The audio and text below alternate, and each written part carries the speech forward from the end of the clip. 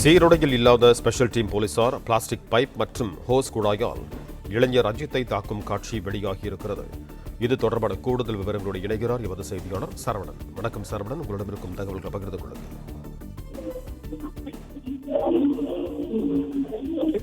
மணப்புரம் கோயிலினுடைய காவலாளி அஜித்தை தாக்கக்கூடிய அந்த வீடியோ காட்சிகள் வெளியாகி பெரும் பரபரப்பை ஏற்படுத்தியிருக்கிறது. இந்த சம்பவம் ஏற்கனவே ஒரு பேசு பொருளாக பெரும் அதிர்ச்சியை ஏற்படுத்தி இருக்கக்கூடிய ஒரு நிலையில்தான் இந்த வீடியோ காட்சி பல்வேறு குற்றச்சாட்டுகள் முன்வைக்கப்பட்ட நிலையில காவலர்களுடைய விசாரணையில பல்வேறு குற்றச்சாட்டுகள் முன்வைக்கப்பட்ட நிலையில் பல்வேறு விமர்சனங்கள் முன்வைக்கப்பட்ட நிலையில தற்போது இந்த வீடியோ காட்சிகள் வெளியாகி இருக்கிறது. நீதிமன்றமும் பல்வேறு கேள்விகளை எழுப்பியிருந்தது. 2 நாட்களாக இவரை காவலாளி அஜித்குமாரை வெவ்வேறு இடங்களுக்கு அழைத்து சென்று விசாரித்திருக்கிறார்கள். இப்படி அடித்து துன்புறுத்துவதற்கான அவ்வாறு அழைத்து சென்றீர்களா? சிசிடிவி இருக்கக்கூடிய காவல் நிலையத்திலே ஏன் விசாரிக்கவில்லை? எஃப்ஐஆர் பதிவு செய்யாமல் எப்படி ஒருவரிடம் விசாரணையை மேற்கொண்டீர்கள்? ஒரு சாதாரண திருட்டு வழக்கிற்கு ஏன் தனிப்படையினர் இதுல விசாரணை மேற்கொள்கிறார்கள்? ஒரு 2 மணி நேரத்திற்குள் தனிப்படையினர் இவற்றை கையில் எடுத்து விசாரிக்க வேண்டிய என்னுடைய அவசியம் என்ன? இப்படி ஒரு பல்வேறு கேள்விகளை அவர்கள் முன்வைத்திருந்த நிலையில்தான் இந்த சம்பவத்துல இதற்கு ஒரு முக்கியமான ஒரு ஆதாரமாக இருக்கக்கூடிய இந்த வீடியோ பதிவு இந்த கோயிலினுடைய பத்திரகாளியம்மன் கோயிலினுடைய கோசாலை பகுதியிலே வைத்து அவரை தாக்கி இருக்கக்கூடிய காவலர்கள் தாக்கி விசாரணை நடத்தக்கூடிய அந்த வீடியோ காட்சி தான் வெளியாகி இருக்கிறது. இந்த வீடியோவை பதிவு செய்த அந்த கோயிலில் இருந்த நபர் மற்றும் கோயிலினுடைய அறநிலையத்துறை ஊழியர்கள் என இவர்கள் எல்லாமே இன்று மாலை 3 மணிக்கு நீதிமன்றத்தில் ஆஜராக வேண்டும் என்றும் உத்தரவிடப்பட்டிருக்கிறது. இது தொடர்பாக ஏற்கனவே மாஜிஸ்ட்ரேட் விசாரணைக்கு உத்தரவிடப்பட்ட நிலையில் அந்த மாஜிஸ்ட்ரேட்டும் இன்று மாலை 3 மணிக்கு அறிக்கையை சமர்ப்பிக்க வேண்டும் என்றும் தெரிவிக்கப்பட்டிருந்தது. இந்த விவகாரத்தில் காவல்துறையினர் முழுமையான விவரங்களை தெரிவிக்கவில்லை. அரசு தரப்பிலிருந்து முழுமையான விவரங்களை தெரிவிக்கவில்லை. உண்மையை மறைக்கிறார்கள் என்று நீதிமன்றமும் குற்றம் சாட்டியிருந்தது. இதில் யாரை காப்பாற்றுவதற்காக தொடர்ந்து இது போன்ற உண்மையை மறைக்கிறார்கள்? ஏன் எஸ்பி எந்த முகாந்திரத்தின் அடிப்படையில சிவகங்கை மாவட்ட எஸ்பி காத்திருப்போர் பட்டியலுக்கு மாற்றப்பட்டிருக்கிறார்? இந்த குற்றம் சாட்டப்பட்ட காவலர்களுக்கு அல்லது கைது செய்யப்பட்ட இந்த காவலர்களுக்கு உத்தரவிட்டது யார்? இந்த தனிப்படையினரை உடனடியாக இந்த வழக்கை விசாரிப்பதற்கு உத்தரவிட்டது யார்? தனிப்படையினர் விசாரிக்கக்கூடிய அளவிற்கு இந்த வழக்கு முக்கியத்துவம் வாய்ந்ததா? ஒரு சாதாரண நகை திருட்டு வழக்கு கூட பதிவு செய்யாமல், முதல் தகவல் அறிக்கையை பதிவு செய்யாமல் இப்படி அவர்கள் விசாரிக்க வேண்டியதனுடைய அவசியம் என்ன? காவல் நிலையத்தில் வைத்து விசாரிக்காமல் வெவ்வேறு இடங்களுக்கு அழைத்து சென்றது ஏன்? கோயிலினுடைய கோசாலை பகுதியிலேயே வைத்து விசாரணை நடத்தி அங்கே தாக்கி இருக்கிறார்கள் என்று மனுதாரர்கள் தரப்புல குற்றம் சாட்டப்பட்ட நிலையில் இந்த வீடியோ காட்சிகள் அவற்றுக்கு அந்த குற்றச்சாட்டுக்கு ஆதாரமாக இந்த வீடியோ காட்சிகள் நீதிமன்றத்திலே சமர்ப்பிக்கப்பட்டிருக்கிறது. இந்த வீடியோவை பதிவு செய்த நபரையும் இன்று மாலை 3 மணிக்கு நீதிமன்றம் நேரில் ஆஜராக வேண்டும் என்றும் உத்தரவும் பிறப்பித்திருக்கிறது. மணப்புரம் பகுதியில இந்த பத்திரகாளியம்மன் கோவிலில் காவலாளியாக அஜித் வேலை பார்த்து வந்த நிலையில்தான் அங்கு வந்த ஒரு பெண் மருத்துவர் தனது காரை பார்க்கிங் செய்வதற்கு அஜித்திடம் சாவியை கொடுத்ததாகவும், அவர்தான் பார்க்கிங் செய்துவிட்டு சாவியை கொண்டு கொடுத்தார். அப்பொழுதுதான் காரில் இருந்த நகையை காணவில்லை என்ற அந்த பெண் மருத்துவர் கூறியதாகவும், அந்த புகாரின் அடிப்படையிலேயே ஒரு சந்தேகத்தின் அடிப்படையில் அவரை அழைத்து விசாரித்திருக்கிறார்கள், அஜித்தை அழைத்து விசாரித்திருக்கிறார்கள். ஆனால் இதற்கு முதல் தகவல் அறிக்கையை எதுவும் பதிவு செய்யாமல் பானாமதுரை டிஎஸ்பி சரகத்திற்கு உட்பட்ட அந்த தனிப்படையினர், டிஎஸ்பியினுடைய அந்த தனிப்படையினர் தான் இந்த விசாரணையை மேற்கொண்டிருக்கிறார்கள். 6 பேர் இந்த விசாரணையை மேற்கொண்டிருக்கிறார்கள். இதில் ஒருவர் ஒரு காவலர் மற்றும் வாகனத்தை ஓட்டக்கூடிய நபர், மீதி 5 நபர்கள் தான் இவரை வெவ்வேறு இடங்களுக்கு அழைத்து சென்று விசாரித்திருக்கிறார்கள், தாக்கியிருக்கிறார்கள் என்று மனுதாரர்கள் தரப்பில் குற்றம் சாட்டப்பட்ட நிலையில் கோயிலின் வளாகத்தில் வைத்தே அவரை தாக்கியிருக்கிறார்கள் என்று தெரிவிக்கப்பட்டிருக்கிறது. தாக்குதல் நடத்தப்பட்டது தொடர்பான இந்த வீடியோ காட்சியும் தற்பொழுது வெளியாகி இருக்கிறது. இந்த வீடியோ காட்சி நீதிமன்றத்திலும் கொடுக்கப்பட்டிருக்கிறது.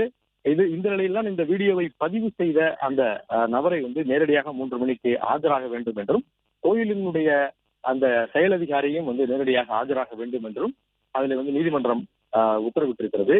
இந்த நிலையில் இங்கே சென்னையில மாநில மனித உரிமை ஆணையத்திலும் இது தொடர்பாக புகார் கொடுக்கப்பட்டிருக்கிறது. ஏற்கனவே தாமாக இது தொடர்பான விசாரணையை மேற்கொண்டு வரும் நிலையில இதில் இங்கேயும் புகார் கொடுக்கப்பட்டிருக்கிறது.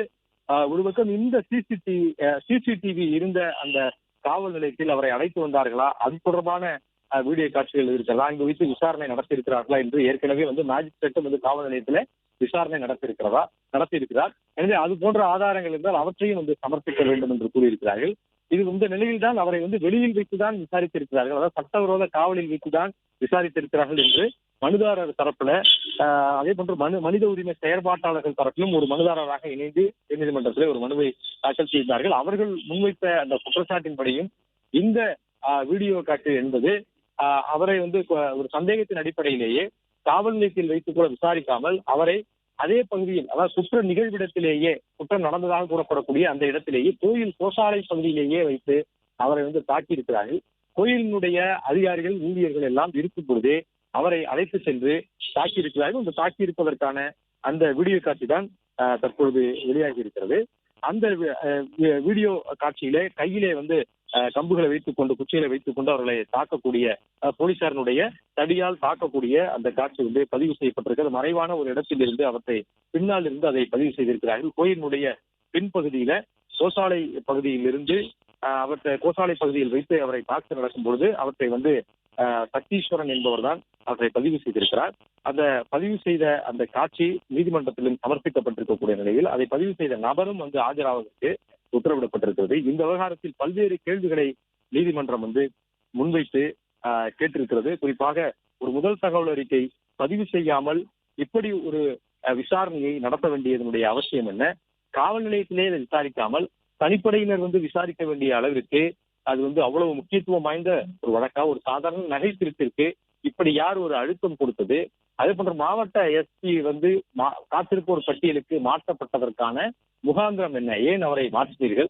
இப்படி தனிப்படையினரை வந்து 2 நாட்களாக அவர்களை வெவ்வேறு இடத்திற்கு அழைத்து சென்று அஜித்தை தாக்குவதற்கான, துன்புறுத்துவதற்கான, அவரிடம் துன்புறுத்தி விசாரணை நடத்துவதற்கான உத்தரவை பிறப்பித்த அதிகாரி யார்?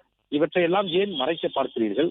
முழுமையான விவரத்தை நீதிமன்றத்திலே வந்து கொடுக்கவில்லை என்று நீதிபதிகள் அதிருப்தி தெரிவித்திருக்கிறார்கள். இந்த நிலையில்தான் இந்த வழக்கை வந்து மேஜிஸ்ட்ரேட் விசாரணைக்கு உத்தரவிடப்பட்ட நிலையில இந்த மேஜிஸ்ட்ரேட் விசாரணை வந்து நேரடியாக சென்று நடத்தினார். அந்த மேஜிஸ்ட்ரேட் விசாரணையின் கூட அவரை சுற்றி எப்போதுமே காவலர்கள் வந்து கொண்டிருக்கிறார்கள்.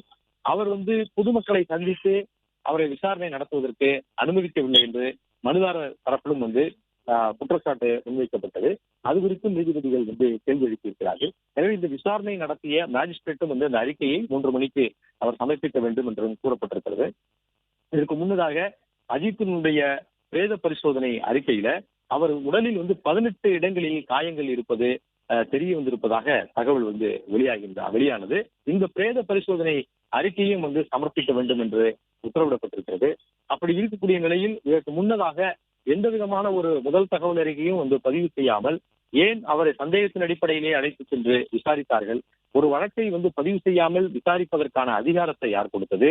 அப்படி தனிப்படையினர் விசாரிக்க வேண்டிய முக்கியத்துவம் இந்த வழக்கிற்கு யாரால் கொடுக்கப்பட்டது? அதற்கு பின்னணியில் இருக்கக்கூடிய நபர்கள் யார்? ஏன் அனைவர் மீதும் நடவடிக்கை எடுக்கவில்லை? இதில் சம்பந்தப்பட்ட அனைவர் மீதும் ஏன் நடவடிக்கை எடுக்கவில்லை என்ற ஒரு கேள்வியை ஒரு கேள்வியை முன்வைத்து நீதிமன்றம் இந்த கேள்வியை எழுப்பி இருக்கக்கூடிய நிலையில்தான் தற்பொழுது இது தொடர்பான அந்த வீடியோ காட்சி என்பது வெளியாகி இருக்கிறது. பதிவு செய்யப்பட்ட அந்த வீடியோ காட்சி என்பது வெளியாகி இருக்கிறது.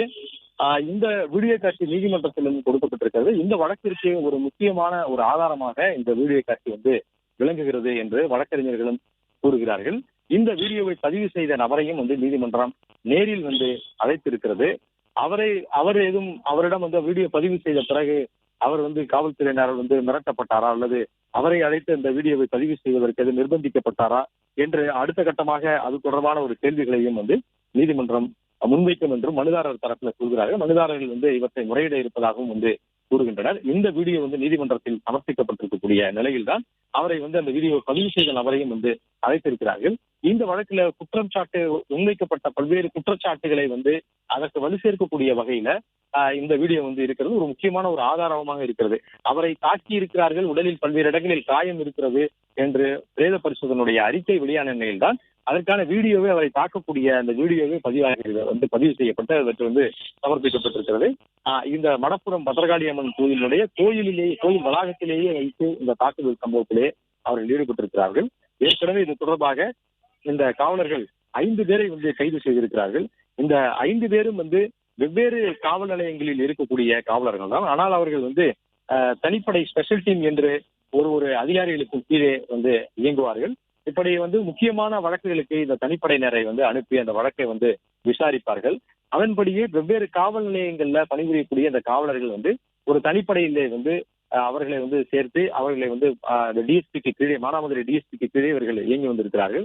அதன்படி பழையனூர் காவல் நிலையத்துல பணிபுரிந்தக்கூடிய கண்ணன் என்ற ஒரு காவலர், மானாமதுரை காவல் நிலையத்துல பிரபு என்ற ஒரு காவலர் பணிபுரிந்து வந்திருக்கிறார். பூவந்தி காவல் நிலையத்துல ராஜா என்ற காவலரும், சிவகங்கை நகர காவல் நிலையத்தில் வந்து ராமச்சந்திரனும் வந்து பணிபுரிந்து வந்திருக்கிறார்கள். சிவகங்கை போக்குவரத்து காவல் நிலையத்துல வந்து ஆனந்த் என்ற காவலரும், அதே போன்று திருப்போணம் காவல் நிலையத்தினுடைய காவலர் வந்து சங்கர மணிகண்டன்.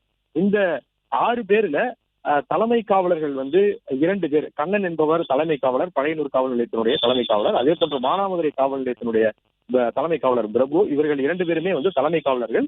அதே போன்று குற்றம் சாட்டப்பட்ட மற்ற இருக்கக்கூடிய 4 காவலர்களும், ராஜா பூவந்தி காவல் நிலைய காவலர் வந்து அவர் வந்து முதல்நிலை காவலர். மீதி இருக்கக்கூடிய 4 பேருமே முதல்நிலை காவலர்கள். இதில் ராமச்சந்திரனை தவிர்த்து மீதம் இருக்கக்கூடிய 5 பேரையும் போலீசார் கைது செய்திருக்கிறார்கள். மேற்படி இந்த வழக்கினுடைய விசாரணைக்காக சிபிசிஐடிக்கும் மாற்றப்பட்டிருக்கிறது. பிளே ஸ்டோர் மற்றும் ஆப் ஸ்டோரில் இருந்து பாலிமர் செயலியை QR கோடு மூலம் பதிவிறக்கம் செய்யுங்கள். செய்திகளை உடனுக்குடன் பெறுங்கள்.